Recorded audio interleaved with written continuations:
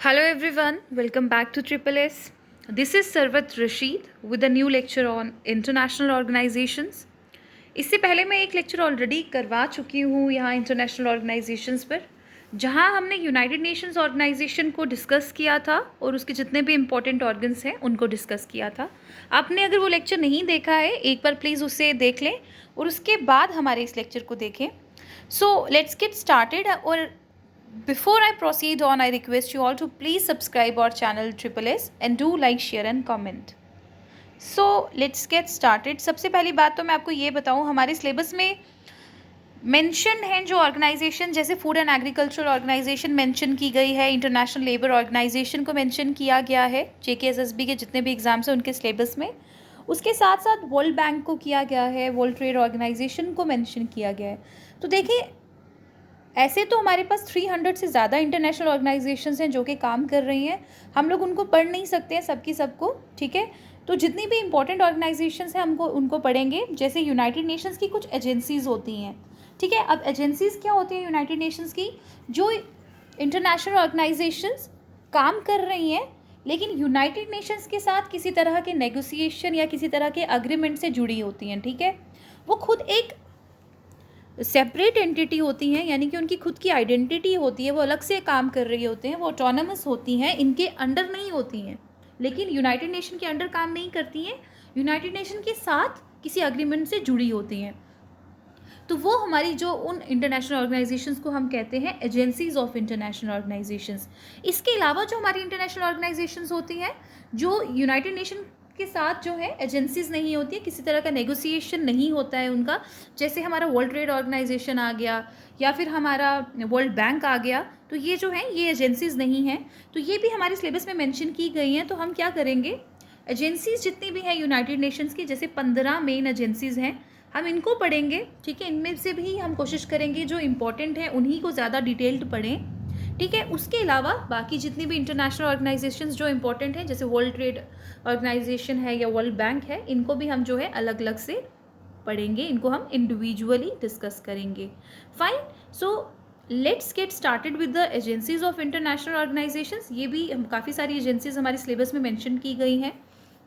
सबसे पहली तो एजेंसी जो है वो है Food and Agricultural Organisation. Then we have International civil Aviation Organisation, International Fund for Agricultural Development. तो ये पूरी टोटल 15 हैं. फाइन.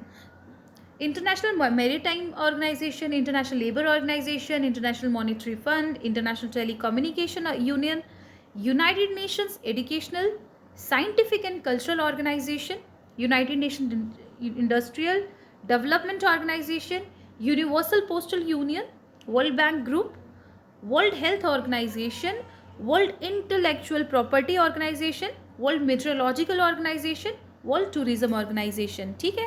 तो ये आ गई हमारी 15 इंपॉर्टेंट एजेंसी. स्टार्ट करते हैं हम फूड एंड एग्रीकल्चरल ऑर्गेनाइजेशन से. तो सबसे पहले तो आप मुझे बताएं, यूनाइटेड नेशंस ऑर्गेनाइजेशन जो है ये कब, हमारी यूनाइटेड नेशन कब बना था, ठीक है. ये आप मुझे कमेंट सेक्शन में बताइएगा, तो ताकि आपकी रिवीजन भी हो जाए. Fine. Food and Agricultural Organisation से स्टार्ट करते हैं. Food and Agriculture Organisation is a specialised agency of United Nation that leads international efforts to defeat hunger and improve nutrition and food security. Fine. क्या काम होता है Food and Agriculture organisation का?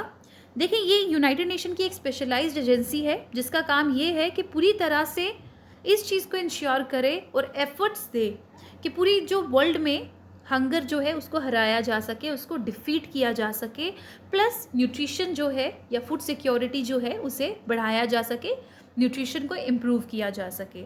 इसका motive क्या है, यानी कि इसका जो लोगो है यहाँ पर, इसका मोटिव देखें, यहाँ पर लिखा है फेट पेनिस, दिस इज़ फ्याट, ठीक है. और यहाँ पे इसका मतलब क्या होता है, इसके मोटिव का मतलब है लेट देयर बी ब्रेड, यानी कि जो फूड एंड एग्रीकल्चर ऑर्गेनाइजेशन है इसका मोटिव है लेट देयर बी ब्रेड, यानी कि सबके लिए खाना जो है, फूड फॉर ऑल की बात की जाती है. कहाँ पर?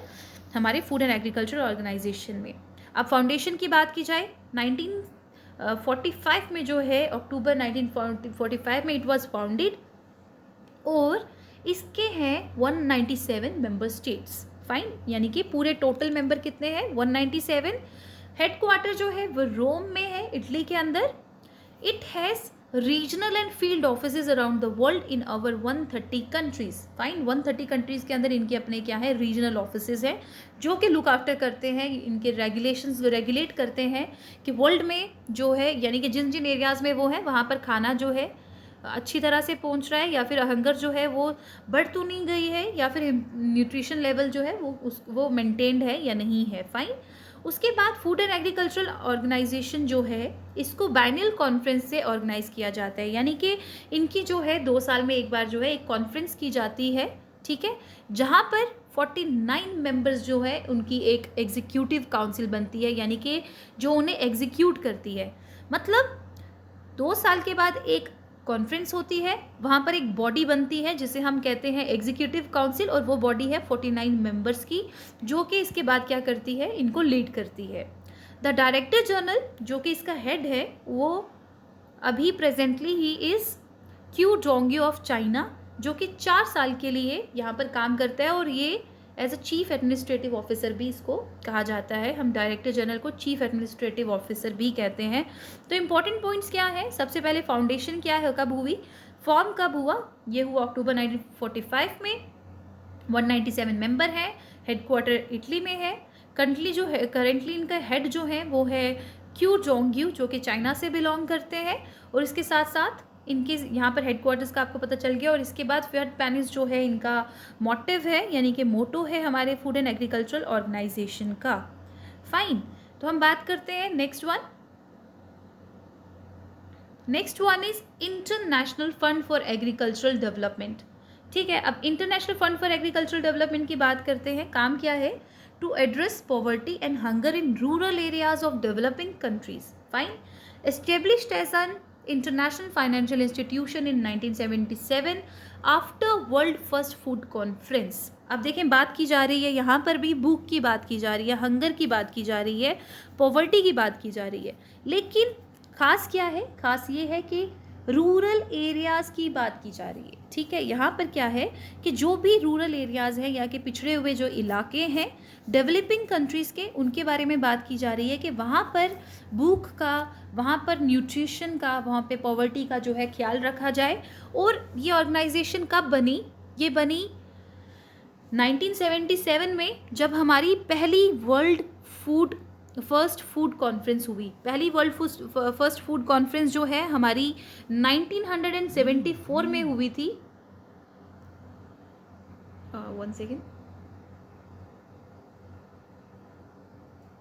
हाँ, तो पहली जो हमारी वर्ल्ड फूड कॉन्फ्रेंस हुई है ये हमारी 1974 में हुई है, जो कि रोम के अंदर हुई थी. ठीक है, पहली वर्ल्ड फूड कॉन्फ्रेंस हमारी जो है 1974 में रोम के अंदर हुई थी, और इसको कंडक्ट करवाया था यूनाइटेड नेशंस ने. ठीक है, और यहाँ पर बात की गई थी, क्यों इस बारे में बात की गई थी कि रूरल एरियाज़, जो रूरल एरिया है डेवलपिंग कंट्रीज़ के, वहाँ पर ध्यान रखा जाएगा हंगर का, क्योंकि उस टाइम पे बांग्लादेश को देखा गया था. उस टाइम पे बांग्लादेश में काफ़ी ज़्यादा फेमाइंस जो थे वो आ रहे थे, काफ़ी पॉवर्टी बढ़ गई थी. तो उसके बाद एक जो है डिसाइड किया गया था कि एक ऐसी ऑर्गेनाइजेशन हो जो कि रूरल एरियाज़ को फोकस करे. फाइन. तो ये उस टाइम पे हमारी international Fund for agriculture development जो है इसको जो है बनाया गया था इन 1977, एक फाइनेंशियल इंस्टीट्यूशन. ठीक है, काम है इसका रूरल इकोनॉमीज़ पे फोकस करना और फूड सिक्योरिटी की बात करना. उसके बाद साथ साथ में हेडक्वार्टर जो है इसका रोम में है, इटली के अंदर. अभी जो प्रेसिडेंट है यहाँ के वो हैं गिलबर्ट होंगबो, जो कि 4 साल के लिए इलेक्ट होकर आए हैं, यानी कि यहाँ का जो हेड है वो 4 साल के लिए उसे क्या किया जाता है, इलेक्ट किया जाता है. उसके बाद जो international Fund for Agricultural development is involve in over 200 projects across nearly 100 countries. ठीक है, अब बात देखो, यहाँ पर ये बता रहा है कि अराउंड 200 जो है प्रोजेक्ट्स जो है वर्ल्ड में इस टाइम पे चल रहे हैं IFAD के द्वारा, और अराउंड 100 कंट्रीज़ जो हैं इसके अंदर ये काम कर रहा है. मतलब 100 कंट्रीज़ के अंदर इसके प्रोजेक्ट्स जो है वो एक्टिव है, और इंडिया जो है हमारी IFAD का मेंबर है. It funds and sponsors initiatives that improve land and water management, develop rural infrastructure, train and educate farmers in more efficient technologies and extra. Fine. तो यही सेम वही बात कि बुक की बात करता है, टेक्नोलॉजीज़ की बात करता है, इंफ्रास्ट्रक्चर की बात करता है रूरल एरियाज़ में. फाइन. अब देखो यहाँ पर मैं आपको इसका लोगो जो है उसको थोड़ा एक्सप्लेन करती हूँ. देखें, international Fund for agriculture development जो है, यहाँ पर लोगो देखो, यहाँ पे ये सामने एक ग्रेन है जो कि फूड को रिप्रेजेंट कर रहा है. प्लस ये तीन जो है इसके स्ट्रिप्स हैं, ये स्ट्रिप्स जो है, ये जो स्टॉक्स हैं, ये किसको रिप्रेजेंट करते हैं? ये करते हैं इस international Fund for Agricultural development के जो मेन पार्टनर्स हैं, या जो मेन जो इसके फाउंडर हैं उसको रिप्रेजेंट करते हैं. अब इसके फाउंडर कौन है? पहला जो है वो रिप्रेजेंट करता है OPEC. OPEC का फुल फॉर्म है Organisation for Economic Cooperation and Development. Sorry OPEC का हमारे पास है Organisation of Petroleum Exporting Countries. ये हमारा OPEC हो गया. देन मैंने उससे पहले बोल दिया था OECD का, OECD का हमारे पास द सेकेंड वन इज, पहला हमारा जो इसका फाउंडर है वो है OPEC, Organisation for Petroleum Exporting Countries. Then OECD आ गया Organisation for Economic Cooperation and Development. और थर्ड जो है हमारी डेवलपिंग कंट्रीज जो कि इसका पार्ट है. तो ये जो तीन स्टॉक्स हैं ये इसको रिप्रेजेंट करते हैं, इन तीन फाउंडिंग मेंबर्स को. ठीक है. और इसके साथ जो ऊपर एक ये हमारे पास ये लीव है, ये ग्रेन को रिप्रेजेंट करता है. तो this is all about international Fund for Agricultural development. यहाँ पे हम ऐसे याद रख सकते हैं कि यहाँ पर खाने की बात की जाती है रूरल एरियाज़ के लिए specially. Fine. The next one we have International Labour Organisation, जो कि काफ़ी ज़्यादा इम्पॉर्टेंट है हमारे लिए. इंटरनेशनल लेबर ऑर्गेनाइजेशन जो है ये बात करता है इंटरनेशनल, वन सेकेंड, यस. तो देखें, इसका काम है to advance social and economic justice through setting international labour standards. अब देखिए लेबर की बात हो रही है तो लेबर्स के बारे में यहाँ पे बात की जाती है. उनके लिए इंटरनेशनल स्टैंडर्ड सेट किए जाते हैं कि उनकी वेजेस क्या होंगी, उनका काम कैसे रहेगा, उनको कैसे जो है अवेयर किया जाएगा. ये जो भी है लेबर्स के रिलेटेड जितनी भी चीज़ें हैं वो हमारे इंटरनेशनल लेबर ऑर्गेनाइजेशन के द्वारा की जाती हैं. फाइन. और इसके हेड जो जनरल हैं, डायरेक्टर जनरल, वो हैं गाय राइडर, जो कि अभी इसके डायरेक्टर जनरल हैं. फाउंडेशन की बात की जाए, इंटरनेशनल लेबर ऑर्गेनाइजेशन जो है 29 अक्टूबर 1919 को जो है लीग ऑफ नेशंस के अंडर जो है ये बनकर आई थी. अब मैंने आपको लास्ट लेक्चर में बताया था कि लीग ऑफ नेशंस जो है वो पहली हमारी एक ऐसी ऑर्गेनाइजेशन थी जिसका काम था पीस को लुक आफ्टर या स्टेबिलिटी को लुक आफ्टर करना. तो लीग ऑफ नेशंस जो है उसके अंडर ये हमारी इंटरनेशनल लेबर ऑर्गेनाइजेशन बनी थी. बाद में लीग ऑफ नेशंस ख़त्म हो गई, लेकिन ये इंटरनेशनल लेबर ऑर्गेनाइजेशन जो है ये काम करती रही. और फिर उसके बाद 1946 में ये यूनाइटेड नेशंस का एक स्पेशलाइज्ड पार्ट बन गई, एजेंसी बन गई. ठीक है. और इसको माना जाता है कि सबसे पुरानी स्पेशलाइज्ड एजेंसी है यूनाइटेड नेशंस की. और इसके 187 मेंबर्स जो है प्रेजेंटली यहाँ पर काम कर रहे हैं. फाइन. 187 इसके टोटल अभी प्रेजेंट मेंबर्स हैं. इंडिया जो है ये भी इसका एक फाउंडिंग मेंबर है, यानी कि शुरू से इसके साथ है सिंस 1922. और इसका जो पहला इंडिया का जो पहला ILO ऑफिस है ये 1928 में इंडिया में स्टार्ट हुआ था, जो कि न्यू दिल्ली में है. फाइन. उसके बाद बात करें तो इंटरनेशनल लेबर ऑर्गेनाइजेशन को 1969 में नोबेल पीस प्राइज़ से भी नवाजा गया था. इसे 9 नोबेल पीस प्राइज़ जो है वो भी कॉन्फर किया गया था. हेडक्वार्टर जो है वो जेनेवा स्विट्ज़रलैंड में है और 40 फील्ड ऑफिसेज है अराउंड द वर्ल्ड. मैंने आपको बताया कि हमारे यहाँ पर इंडिया में भी इनका ऑफिस जो दिल्ली के अंदर है. फाइन. और उसके बाद यहाँ पे अराउंड 2700 एम्प्लॉयज़ जो है अलग अलग कंट्रीज़, यानी कि 150 नेशंस से 2700 एम्प्लॉयज़ जो हैं इस टाइम पे ILO के अंदर काम कर रहे हैं around the world. Policies are set by conference which meet once in a year in June. Fine. तो ये आ गया हमारा International Labour Organisation. International Labour Organisation पे आपको क्वेश्चंस बन सकते हैं कि हेड डायरेक्टर जनरल कौन है, या फिर इंटरनेशनल ऑर्गेनाइजेशन जो है वो कब बनी है, या कब जो है International Labour Organisation United Nation का पार्ट बनी है. तो ये सब हमारी मैंने आपको बता दिया. नेक्स्ट हम बात करेंगे इंटरनेशनल मॉनेटरी फंड. अब देखें इंटरनेशनल मॉनेटरी फंड क्या है. International monetary Fund promotes international financial stability and monetary cooperation. अब मॉनेटरी की बात हो रही है तो मतलब पैसे की बात हो रही है, इकोनॉमी की बात हो रही है, and monetary cooperation. It also facilitates international trade, promotes employment and sustainable economic growth, and helps to reduce global poverty. ठीक है। The IMF is governed by and is accountable to 190 member countries. पहले तो हमें यहाँ से सामने पता चल रहा है कि इंटरनेशनल मॉनिटरी जो फंड है यहाँ पे मेंबर्स हैं 190, यानी कि 190 मेंबर कंट्रीज काम कर रही हैं। फाइन। अब इनका काम क्या है, ये प्रमोट करते हैं इंटरनेशनल फाइनेंशियल स्टेबिलिटी को, यानी कि इंटरनेशनल मनी फ्लो को चेक करते हैं कि पैसे का क्या किस तरह से फ्लो हो रहा है। एक सस्टेनेबल ग्रोथ की बात करते हैं कि सारी जितने भी नेशंस हैं, जितने भी मेंबर्स हैं, वो सब सस्टेनेबली जो है डेवलप करें, ग्रो करें। ठीक है। एक दूसरे के साथ कोऑपरेट करें हर तरह से, जहाँ पे भी जिसको फाइनेंस की ज़रूरत है या जो भी कोई कंट्री जो है जिसको डेट्स की ज़रूरत है उसे ये प्रोवाइड करें एमरजेंसीज़ में या जब भी उन्हें ज़रूरत हो। तो ये सब किसका काम है, ये इंटरनेशनल मॉनेटरी फंड का काम है। उसके साथ साथ ये टारगेट करता है एम्प्लॉयमेंट को, उसके साथ साथ ये ग्रोथ को, इकोनॉमिक ग्रोथ को जो है उसे भी क्या करता है, रेगुलेट करता है। अब इसके 190 मेंबर्स हैं। इस देखिए, अब एक बात यहाँ पर, टोटल अमाउंट जो है एक जो इंटरनेशनल मॉनेटरी फंड एक मेंबर जो कंट्री है उसको देता है वो है $1 ट्रिलियन। ठीक है।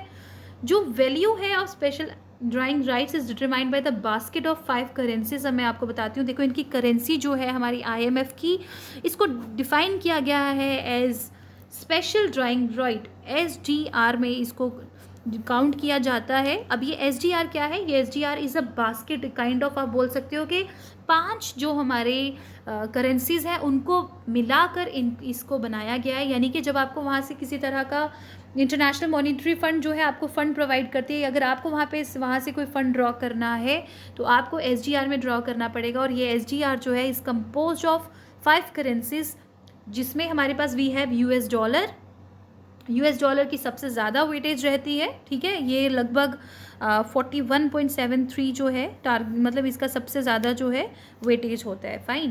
Then Japanese yen, British pound, Chinese yuan and euro. तो ये 5 जो है मेन, इसकी जो 5 स्पेशल ड्राइंग राइट जो हैं, ये मिलकर ये 5 करेंसीज एक इस करेंसी को बनाती हैं। So fine. The IMF was conceived. अब देखें इसकी बात की जाए, ये बना कब था। ठीक है। IMF was conceived at a United Nation conference in Bretton Woods, United States। ठीक है। एक कॉन्फ्रेंस हुई थी ब्रेटन वुड्स में यूनाइटेड स्टेट्स के अंदर, और वहाँ पर जुलाई 1944 में ये आइडिया आया कि वहाँ पे एक तरह से कंसीव किया गया, इस बारे में बात की गई कि क्यों ना एक इंटरनेशनल मॉनेटरी फंड करके एक ऑर्गेनाइजेशन बनाई जाए। और फाइनली 27 दिसंबर 1945 को its formation took place. Fine. So where is the headquarter, headquarter कहाँ पर है, हेडक्वार्टर है वॉशिंगटन DC के अंदर। ठीक है।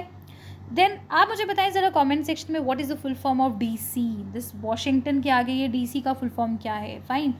अब इसके हेड की बात की जाए, हेड जो है जिसे मैनेजिंग डायरेक्टर कहा जाएगा वो है क्रिस्टलिना जॉर्जिविया। ठीक है। यहाँ की जो हेड है वो है क्रिस्टलिना जॉर्जिविया।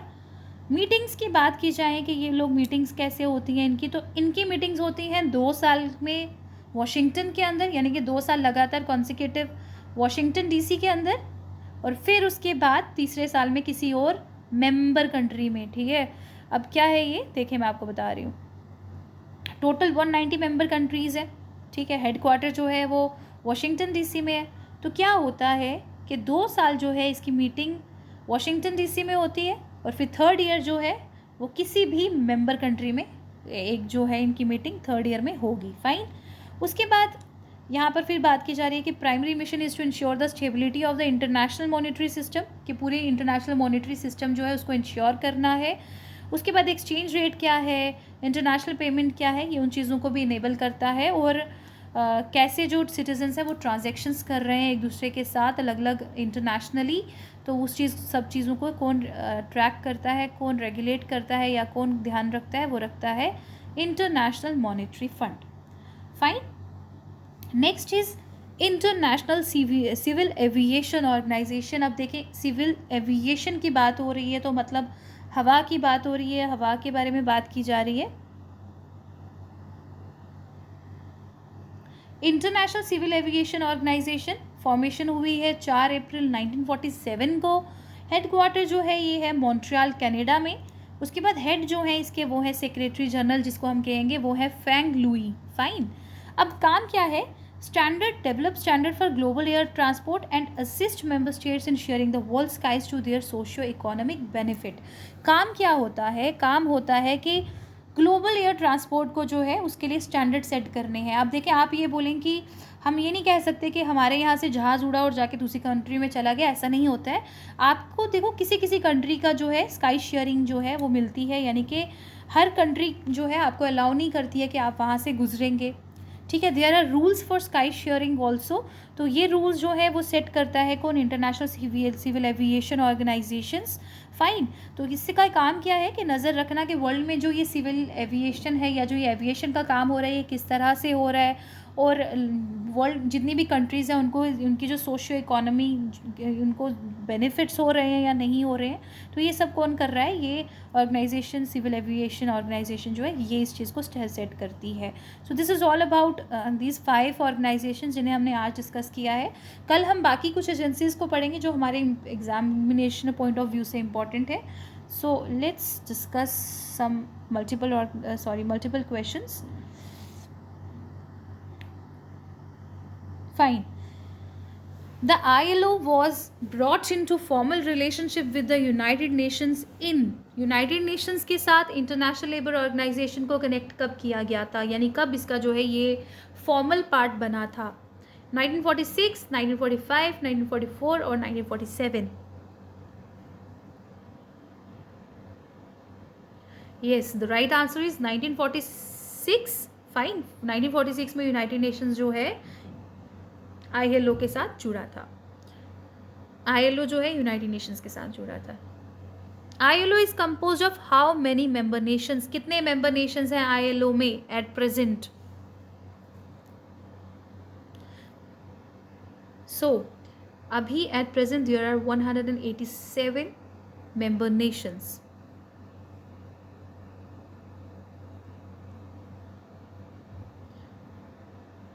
हेडक्वार्टर IFAD बताएं मुझे। IFAD का हेडक्वार्टर कहाँ पर है? Washington, New York, Rome, France?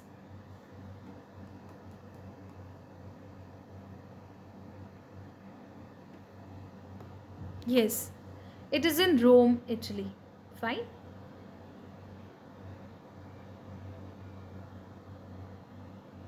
Next is when was IMF established? International monetary fund establish कब हुआ था? IMF was established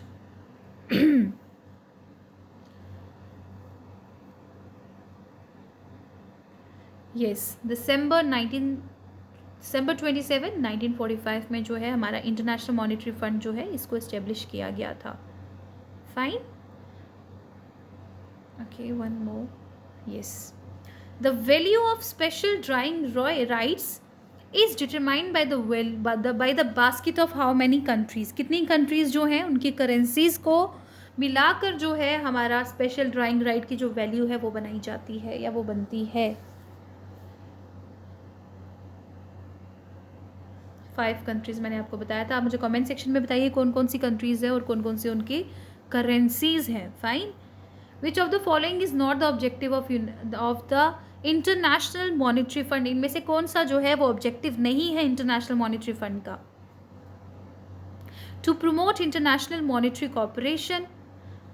to promote international monetary corporation ये तो है, मॉनेटरी कॉर्पोरेशन को बढ़ाना है।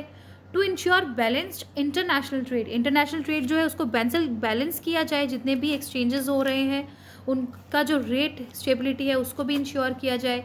ठीक है, ये सब काम किसका है? IMF का है। To provide loan to the private sector. अब आप बताएं प्राइवेट सेक्टर को क्या IMF लोन प्रोवाइड करता है? नहीं, ये प्रोवाइड करता है अपने मेंबर स्टेट्स को लोन। फाइन। तो यहाँ पर हमारा जो इसका आंसर है वो रहेगा 4th। This is to provide loan to the private sector. So this is all about today's lecture. किसी तरह की डाउट एंड क्वेरीज़ के लिए हमारे साथ जुड़िए। मैं कोशिश करती हूँ कि जितने भी कमेंट्स हैं उनका एज सून एज रिप्लाई करूँ, और अगर नहीं रिप्लाई कर पाती हूँ तो मैं इंस्टाग्राम पर काफ़ी सारे स्टूडेंट्स जो है ऑलरेडी मुझसे कनेक्टेड हैं, वहाँ पर भी मैं काफ़ी क्वेरीज़ जो हैं बच्चों की सॉल्व करती हूँ। पीडीएफ्स के लिए आप हमें ज्वाइन कर सकते हैं हमारे टेलीग्राम चैनल पर, SSS के नाम से जो प्रेजेंट है। काफ़ी सारे स्टूडेंट्स जो है इससे बेनिफिट ले रहे हैं। So thank you so much. मिलते हैं अपने नेक्स्ट लेक्चर में।